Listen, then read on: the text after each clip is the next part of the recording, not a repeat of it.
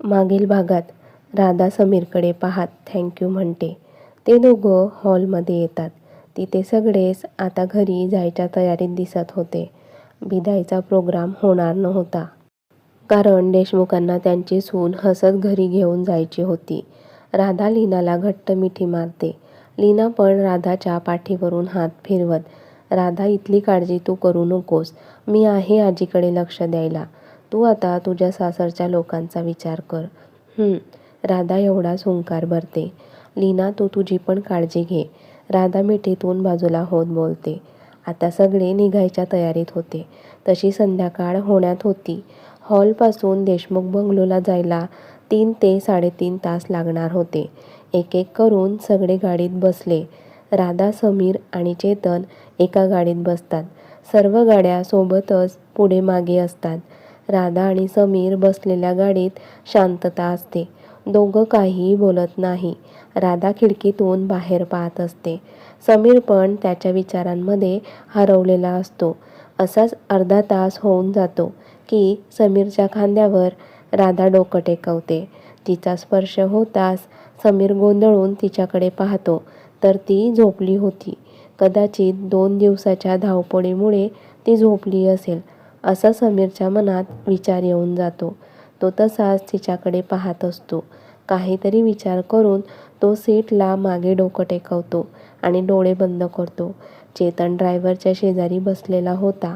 मागून काही आवाज येत नाहीये म्हणून तो मागे पाहतो. त्या दोघांना झोपलेलं बघून चेतन त्या दोघांचे बरेच फोटो काढतो आणि हसत पुढे पाहायला लागतो. समीर, तू हे करारी लग्न केले आहे खरं, पण एक दिवस असा येईल ना की तू स्वतः राधाला स्वीकारशील, खात्री आहे मला. समीर मनातच बोलत हसत असतो. समीर म्हणतोय तसे खरंच होईल का? समीर राधाचा स्वीकार करेल का? आता पुढे काही वेळात ते देशमुख बंगलोमध्ये पोहोचले. देशमुख बंगलो पूर्ण सजवण्यात आला होता. राधाचे स्वागत खूप चांगल्या प्रकारे ते करणार होते. गाडी थांबली खरं, पण ते दोघं तर एकमेकांच्या खांद्यावर डोकं टेकवून झोपलेले होते. चेतन तर त्या दोघांकडे पाहत गालातल्या गालात हसत होता. खरं तर समीर जागी होता, पण कधी त्याचा डोळा लागला त्याचे त्याला कळले नाही. चेतन समीरला आवाज देणार की समीर डोळे उघडतो. समोर पाहतो तर ते पोहोचले होते. तो राधाकडे पाहतो तर ती शांत झोपलेली होती. त्याने तिला आवाज दिला, पण मॅडम खूपच गाढ झोपेत होत्या. राधा, त्याने हात लावून तिला हलवले तेव्हा कुठे ती घाबरून जागी झाली. ते आपण पोहोचलोय बंगलोला, समीर समोर पाहत बोलतो. राधाच्या लक्षात येते ती त्याच्या खांद्यावर डोकं टेकवून झोपलेली होती. ते बघून ती गोंधळून सरळ बसते आणि त्याला सॉरी म्हणते. तो पण समोर पाहत इट्स ओके म्हणतो. समीर आधी खाली उतरला आणि राधा बसलेल्या बाजूने आला आणि त्याने दरवाजा ओपन करून राधाच्या समोर त्याचा हात पुढे केला. राधाने पण त्याच्या हातात हात दिला आणि ती खाली उतरली. तो तिचा हात पकडून तिला बंगलोच्या मेन दरवाजाजवळ घेऊन आला. तिथे घरातील सगळ्यांनी राधाच्या गृहप्रवेशाची तयारी केली होती. ते सगळं बघून समीरने राधाचा हात सोडला. त्याला वाटले होते आता आत जाऊन फ्रेश होता येईल, पण इथे तर अजून एक विधी बाकी आहे. तो मनातच बोलत असतो. आईने त्या दोघांची पूजा करून त्यांना ओवाळले आणि राधाच्या समोर तांदुळांनी भरलेले माप ठेवले. राधा बाळा, उजव्या पायाने माप ओलांडून आत गृहप्रवेश कर. राधा पण हो मध्ये मान हलवते आणि उजव्या पायाने माप ओलांडून आत येणार की रोहिणी तिला थांबवत, वहिनी असं नाही हं, तुला उखाणे घ्यावे लागेल. उंबरठ्यावरील माप देते सुखी संसाराची चाहूल. समीर रावांच्या जीवनात टाकते मी पहिले पाऊल. वा वा वहिनी, खूप छान. रोहिणी आणि रोहित सोबतच बोलतात. आता ते दोघं त्यांचा मोर्चा समीरकडे वळवतात. भाई, आता तू पण उखाणा घे. समीर वैतागत, ते मला नाही येत उखाणा. बरं, तू उखाणा नकोस घेऊ, फक्त वहिनीचे नाव घे. समीर डोळे फिरवत राधा म्हणतो. त्याच्या चेहऱ्याकडे बघून आईंना कळले होते तो वैतागला आहे म्हणून. चल राधा, तू आता गृहप्रवेश कर. राधा तिच्या उजव्या पायाने माप ओलांडून आत येते. रोहिणी राधाच्या समोर कुंकवाचे ताट ठेवते. राधा त्या ताटात दोघं पाय ठेवते आणि पुढे चालत जाते. आज देशमुखाच्या घरात राधाचा गृहप्रवेश झाला होता. आत येताच आई दोघांना देवघरात जाऊन आशीर्वाद घ्या म्हणून सांगतात. तसे ते दोघं देवघरात जाऊन नमस्कार करतात. ते दोघं बाहेर येतात. रोहिणी, तू राधाला तुझ्या रूममध्ये घेऊन जा. समीर, तू पण फ्रेश हो. तसा समीर त्याच्या रूममध्ये निघून जातो. रोहिणी राधाला घेऊन तिच्या रूममध्ये येते. राधा तिचे कपडे चेंज करून फ्रेश व्हायला आत गेली. आता कुठे तिला फ्रेश वाटत होते. आता तिने सिंपल अनारकली ड्रेस घातला होता. आईने दोघांसाठी जेवण वरती रूममध्येच पाठवले होते. रोहिणी तर रूममध्ये आल्यापासून बेडवर रोडायचे काम करत होती. राधा फ्रेश होऊन बाहेर येते. वहिनी, मामीने जेवण पाठवले आहे. जेवायचं का? हो, राधा एवढं बोलते. त्या दोन्ही मिळून जेवण करतात. जेवण झाल्यानंतर रोहिणी पटापट फ्रेश होते आणि झोपेच्या स्वाधीन होते. आता राधा एकटीच जागी असते. काय करावे तिला कळत नाही. असेही आईंनी तिला सांगितले होते, आराम कर. त्यामुळे ती रूममध्येच बसून होती. नवीन जाग असल्यामुळे लवकर झोप तर तिला येणार नव्हती. ती स्वतःला समजावत होती, राधा झोप, उद्या सकाळी लवकर उठायचे आहे. स्वतःला समजावत ती झोपायचा प्रयत्न करत असते. इकडे समीरने पण कपडे चेंज केल्यामुळे त्याला आता खूप हलके हलके वाटत होते. तो पण बेडवर पडून विचार करत होता. विचार करत असताना त्याचा कधी डोळा लागला त्याचे त्याला कळाले नाही. सकाळी सकाळी राधाला तिच्या नेहमीच्या वेळेवर जाग आली. मस्त आळस देऊन उठून ती बेडवर बसली. पण रूम बघून तिच्या लक्षात आले की तिचे लग्न झाले आहे. ती फ्रेश व्हायला गेली. फ्रेश होऊन बाहेर आली. तिने आता साधी सिंपल साडी नेसली होती. छान तयारी केली आणि खाली आली. खाली आई, आत्या उठलेल्या दिसत होत्या. राधा पण त्यांच्याजवळ आली. राधा बाळा, एवढ्या लवकर का उठलीस? झोपायचे ना थोडा वेळ. ते मला सवय आहे. ती एवढंच बोलते. ते मी काही करू का? ती किचनकडे पाहत बोलते. हो हो, का नाही. तुला जे काही स्वीट बनवता येते ते कर. मी शिरा बनवू? हो बनव. मी तुला सामान काढून देते. आई तिला सगळं सामान काढून देतात. राधा शिरा बनवायला घेते. मस्त साजूक तुपाचा शिरा ती बनवत होती. त्याचा सुगंध सगळ्या बंगलोमध्ये दरवळत होता, जो की रूममधून बाहेर येत होता. तो सुगंध मनात साठवून घेत होता. आता सगळेच बाहेर शिऱ्याची वाट पाहत होते. तो समीर पण त्याचं आवरून ऑफिसची बॅग घेऊन खाली आला. त्याला ऑफिसच्या कपड्यांमध्ये बघून घरातील सगळ्यांनी डोळे फिरवले. लग्नानंतर दुसऱ्या दिवशी कोणी ऑफिसला जाते का, असे काही हावभाव होते घरातील सगळ्यांचे. तो बाहेर जाणार की आत्या त्याला थांबवतात. समीर, काय हे, कालच लग्न झाले ना तुझे, मग आज ऑफिसला पण निघालास? आत्या, लग्नाच्या गडबडीत खूप काम पेंडिंग आहेत. ते पेंडिंग काम नंतर कर, आधी नाश्ता करून जा. आत्या, तुम्ही सगळे नाश्ता करा, मी ऑफिसमध्ये करेल. अरे, ऑफिसमध्ये कशाला? नाश्ता तयार आहे. आत्या उठून त्याच्याजवळ येतात आणि त्याचा हात पकडून त्याला चेअरवर बसवतात. तोच राधा आणि घरातील एक बेड शिरा घेऊन बाहेर येतात. राधा, आधी शिऱ्याचा नैवेद्य देवाला दाखव. राधा देवघरात जाऊन शिऱ्याचा नैवेद्य दाखवते. त्यानंतर बाऊलमध्ये सगळ्यांना शिरा वाढते. समीर पण नाईलाजाने नाश्ता करायला बसतो. समोरच्या बाऊलमधील शिरा बघून त्याच्या तोंडाला पाणी सुटते, कारण शिरा हा त्याचा खूप फेवरेट होता. तो पटकन शिऱ्याचा एक घास खातो. त्याची चव घेत डोळे मिटून घेतो. त्याला शिरा खूप आवडतो.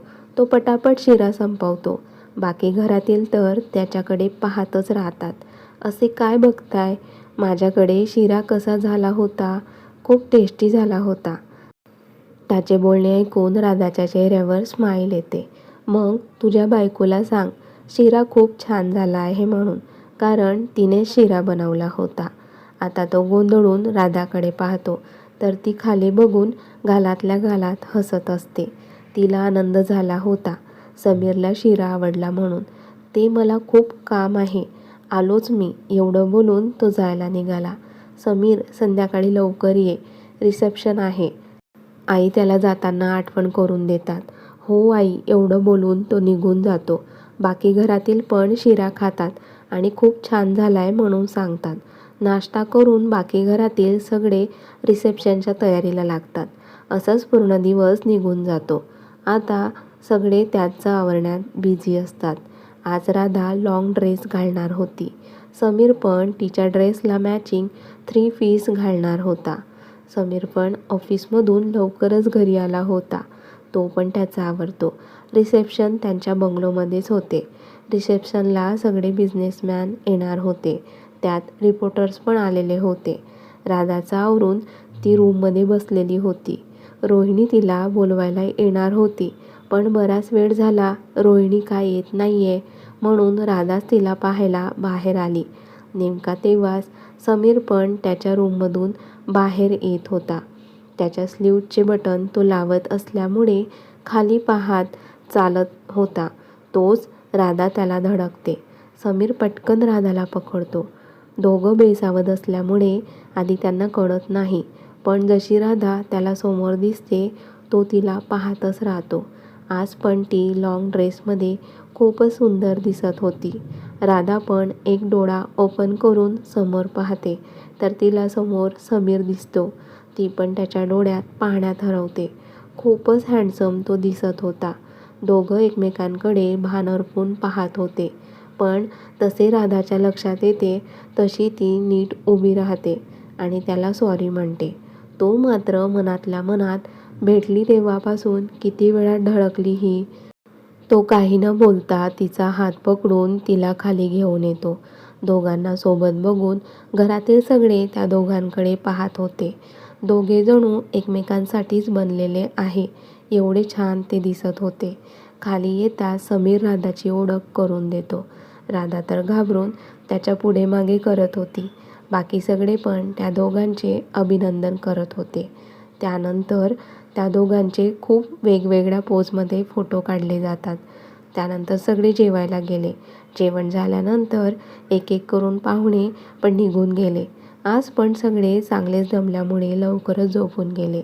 समीरने आधीच सांगितले होते त्याला पूजा करायची नाहीये म्हणून. आई सत्यनारायण पूजेचं मनात असून पण बोलत नाही. दुसऱ्या दिवशी सकाळी राधा उठून फ्रेश होते आणि खाली किचनमध्ये येते आणि नाश्ता बनवायला घेते. काही वेळाने एक एक करून नाश्ता करायला येतात. आज पण राधाने खूप छान नाश्ता बनवला होता. समीर पण पोटभर नाश्ता करून ऑफिसला निघून जातो. राधा तुझ्या बॅग समीरच्या रूममध्ये म्हणजेच तुमच्या रूममध्ये शिफ्ट केल्या आहेत. आज रात्रीपासून तू तुमच्या रूममध्ये राहायचे एवढं बोलून आई निघून जातात. आईचे बोलणे ऐकून मात्र राधाला चांगला धक्का बसला होता. म्हणजे आतापर्यंत ठीक होते, पण आजपासून खडूसोबत एकाच रूममध्ये राहायचे हा विचार करून तिच्या पोटात गोळा आला होता. राधा समीरच्या रूममध्ये येते कारण तिचं सामान आईंनी कुठे ठेवलं आहे हे ती पाहत असते. तशी खडूची रूम खूप छान आहे. सगळं कसे टापटीप आहे जागच्या जागी. ती काही वेळ गॅलरीमध्ये घालवते. त्यानंतर लंच करायला खाली जाते. लंचनंतर त्यांचा बराच वेळ गप्पा चालतात. त्यात संध्याकाळ कधी होते त्यांना कळतही नाही. संध्याकाळी सगळ्या लेडीज मिळून स्वयंपाक करतात. समीरला यायला उशीर होणार होता म्हणून बाकी सगळे जेवण करून घेतात. आईने रोहिणीला सांगितले होते जेवण झाल्यानंतर राधाला छान रेडी कर आणि त्यांच्या रूममध्ये घेऊन जा.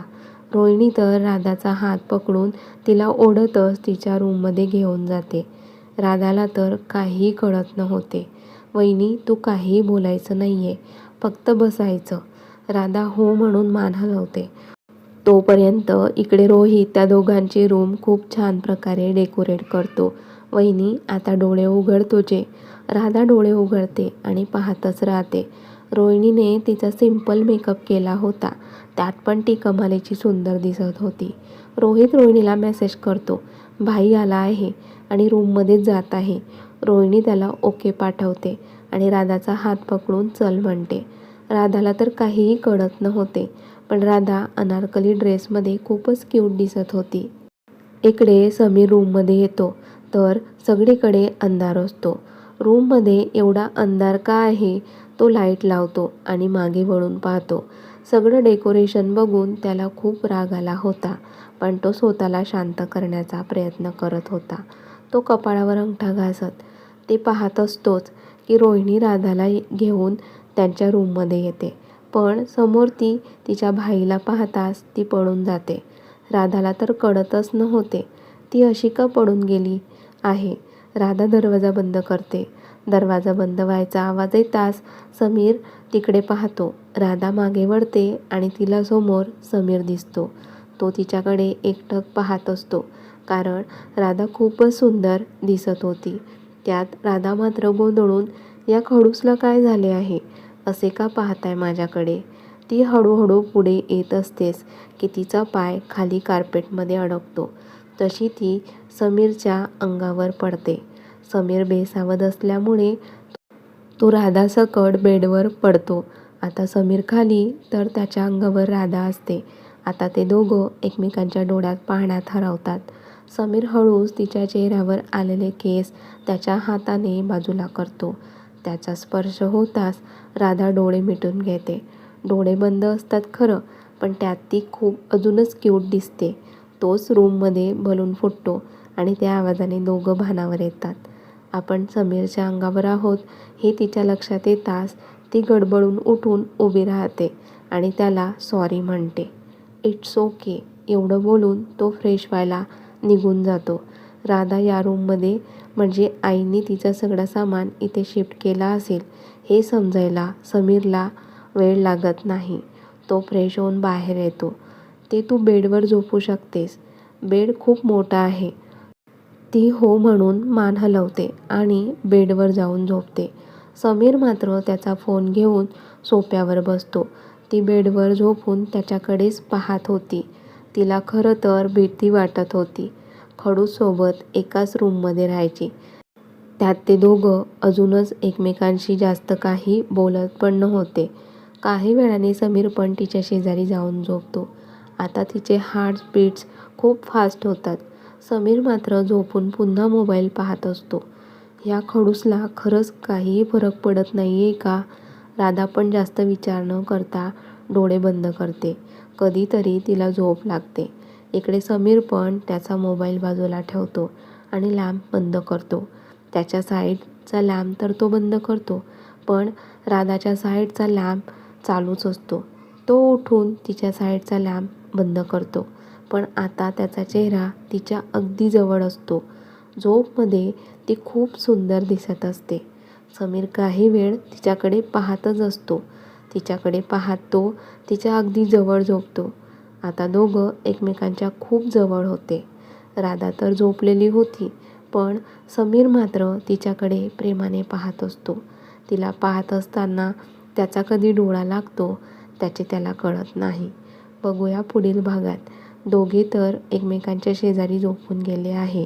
रात्री नकळत एकमेकांच्या मिठीत जातील का, त्यासाठी पाहत राहा कथेचा पुढील भाग. आणि कथेचा हा भाग कसा वाटला कमेंट्स करून नक्की कळवा. व्हिडिओला लाईक करा, जास्तीत जास्त शेअर करा.